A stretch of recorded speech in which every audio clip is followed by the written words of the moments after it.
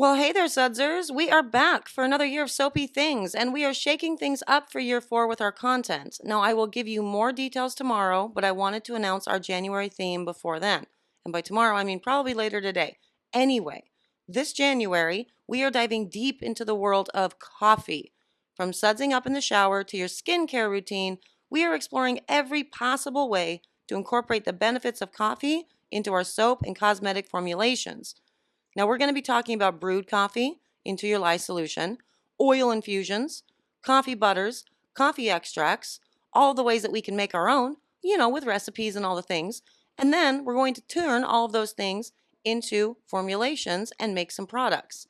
We are going to uncover the secrets of this powerful little bean and discover how it can transform our products into pure awesomeness. And that is not all. Our Project Soapway challenges will be all about coffee this month, and I cannot wait to see all of the epic soapy creations that the Sudsers come up with. So grab your notebook, put on your safety gear, and get ready to create right alongside me.